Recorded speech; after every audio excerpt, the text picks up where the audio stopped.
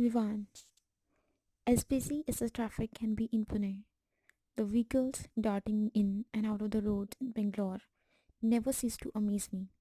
They were like bees buzzing around to defend their hives from an invading bear, all moving in singular direction but with an urgency as a whole entity to get to the next point. Despite getting a good night's sleep in my modest hotel, I was still exhausted. Thoughts of Mira invaded my mind like a weighted down vest clinging to every synapse. I was still surprised at her hesitation when I brought up marriage last week. The confusion tugged at her beautiful smile, and at once I was afraid I had made a horrible mistake. Was the idea of taking a relationship to the next step going to ultimately be a wedge between us? As I replayed the evening, my mind worked through the words we spoke, gliding over her encouraging ones and stopping at her hesitant, puzzled questions like a brush snags on a lock of tangled hair. I shook my head, forcing my concern out of my head. I knew Mira loved me. Her heart and soul sparkled with the rays of love, becoming more pronounced as we built memories together over these many months. I knew she was the woman I would spend the rest of my life with, knew it would determine certainty. It was time to set aside any negative thoughts and direct my mind toward positive ones, kindling my confidence for the hours ahead. Today was an important day for me. Today was the day I would be meeting possible investors to convince them of my dream to open Musafir. I believed in my dream as much as I believed in my love for Mira. And I was so sure that this confidence would translate to several successful meetings. Soon, oh, so soon, Musafir would be more than just a thought in my mind. Soon, it would be the avenue people would take to learn more about our beautiful country. I really couldn't wait. Surely someone would see the value of my idea and help me to breathe life into my dream. Finishing my breakfast, I picked up my phone to start looking for an Uber to bring me to my destination. Even though it was a quick flight, I was tired by the time I had landed and so had decided to book a hotel near the airport. I knew that meant it would be about an hour from there to meet with my investors, but it was worth it for me to get to bed soon. I looked through the app and was disappointed to find that there weren't any vehicles close to my location.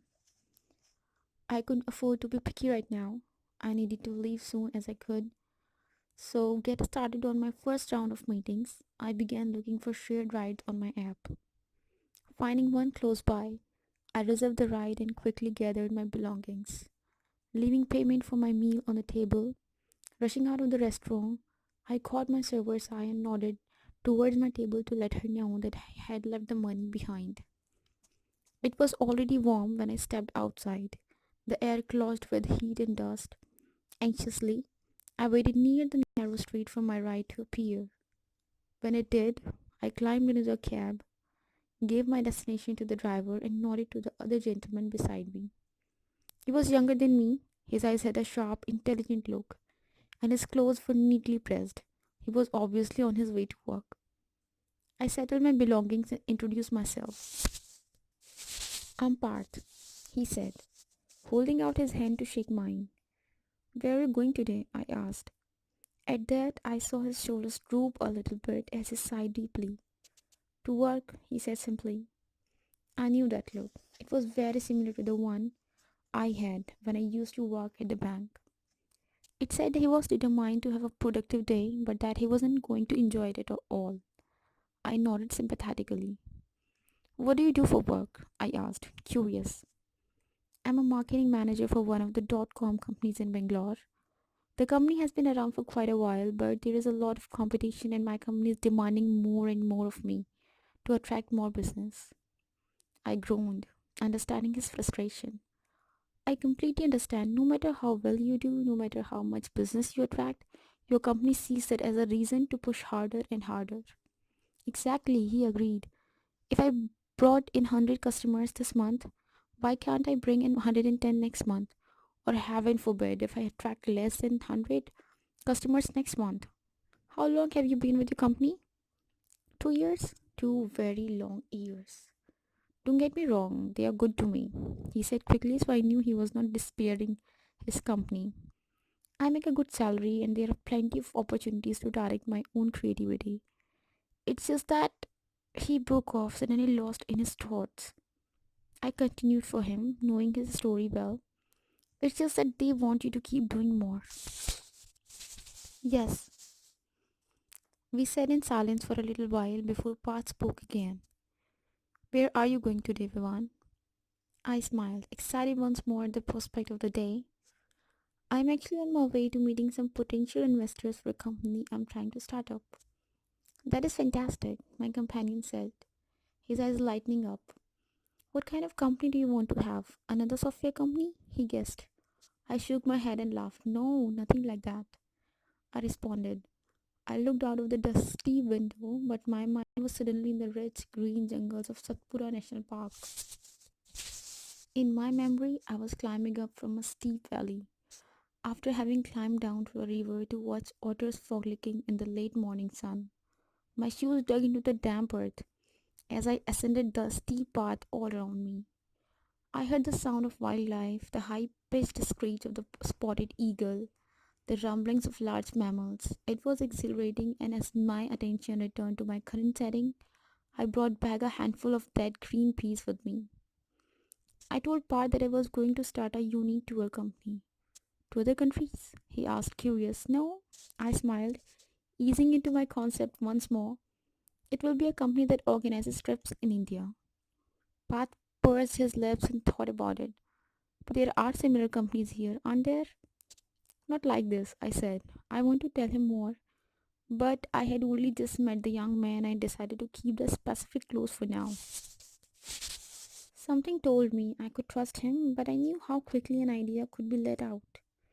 Even if it was an accidental, he would be excited and tell a peer at work who might tell someone else, and before you know it, there would be a handful of Musafirs I would be competing with. No, better to keep the crux of the idea to myself for now. Well, except for my friends and the investors I hope to convince. I understand, Pat said. If it's a good idea, you should keep it to yourself for now. I have had dreams of starting my own company as well, he added. I would be devastated if I finally made that move and left my predictable income to chase a dream. That wasn't so special, after all. You are not happy with your current job, then? I asked, eager to turn the conversation away from my own startup. I loved talking about it, but I had to remind myself that although I instinctively knew I could trust my companion, he was still a stranger. I needed to be careful. I shouldn't talk too much about the company before it had even started. He shook his head. Again, it is a good position for me and I worked hard to get there. But no, I'm not happy. I dream of being my own person, answering only to myself, following my own dreams. So why not do it? I asked. Bart smiled sadly. Because what if I fail? But what if you succeeded? I asked hypothetically. You would never know how far your dreams can take you until you take first step. You make it sound so easy, he responded. You have so much confidence, but what if you fail? Suddenly he stopped and blushed. I'm sorry, Vivan, I didn't mean to be negative. You seem so sure, and it is wrong of me to put my own caution on your dreams. I hope I have not offended you. I laughed. I'm not offended, I said, giving him a big grin to reassure him that I was not put off by his comments.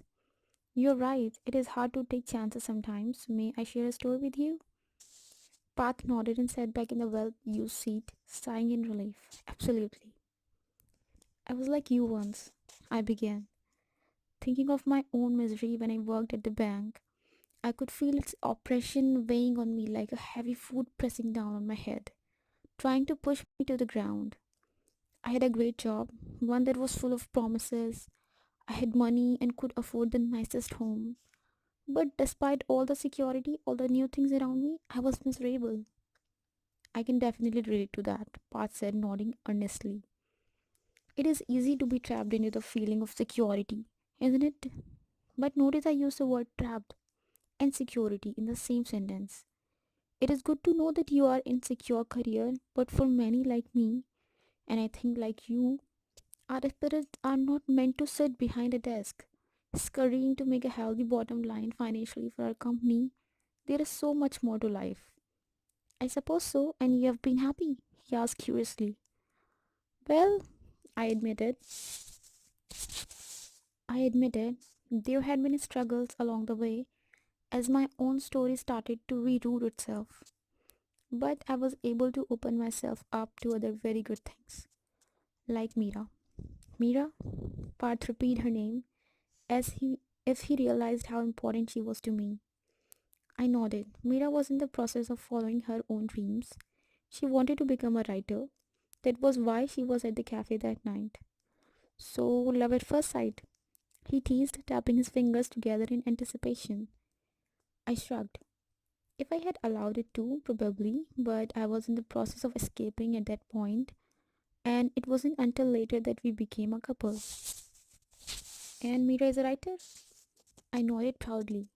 Mira pursued her dreams and has an amazing career. She has published 2 books already, and she's India's highest selling female author right now. I said, truly? Parth said, what has she written? Her first book was called Everyone Has a Story. His eyes lit up. Oh, I read that. Yes, it's a very inspiring story, but that only really happens in stories. I shook my head earnestly. No, it's all true. It captures my story with hers and that of our very good friends. It is very much how it happened. He looked at me, his eyes wide. Seriously? He asked, awe and hope in his voice. Seriously. I'm so amazed. I still can't believe this, and all this because you all took chances and pursued your own hopes, dreams, and desires. Parth said, nodding thoughtfully. Yes, I said. But, Parth started again, what if you failed, or what if Meera or Kabir failed? Let me ask you this, I said. Knowing that we were coming close to my destination, what if they hadn't tried? What if I stayed with my company?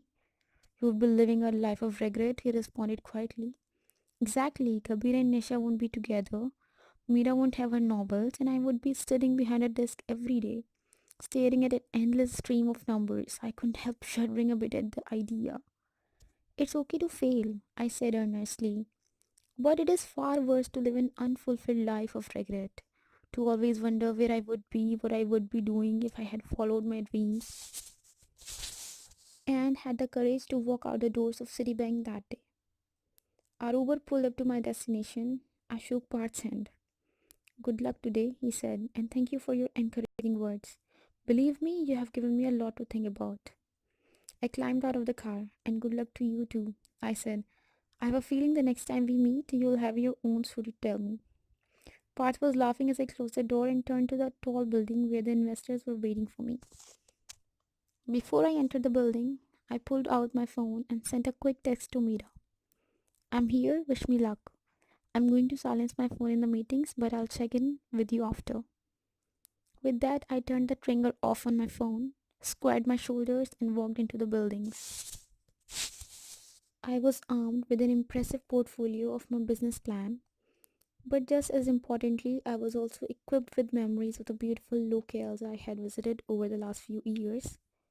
Memories that I was sure was as important to convey to my investors my idea as the numbers I had prepared.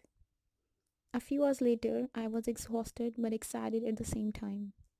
The meetings had gone well, and the investors seemed receptive to my startup plan, while nobody committed to financial support. Several of them seemed to really like the idea and promised to get back to me within the next few weeks. Outside, I took my phone out to order an Uber back to my hotel. As soon as I looked at the screen, my heart lurched. There were 11 missed calls and even more unread text. Something had happened. Without even checking the call list or reading the text, I called Mira immediately. Vivan, she cried, thank God you called back. Her voice was high and choked with tears. What happened, Mira? Kabir's been hurt, she sobbed. There was a fire at the cafe. No, I said, shaking my hand, trying to push her words away. It couldn't be. Not Kabir. How badly is he hurt? I'm not sure. I came back from Delhi when Nisha called. I'm on my way to the hospital right now. But Kabir? What happened? I don't know yet. He's in surgery. Mentally, I calculated the distance to the airport. I'll call and get the next flight back to the Pune. I promised. Let me know if you have any updates. I'll be there as soon as I can.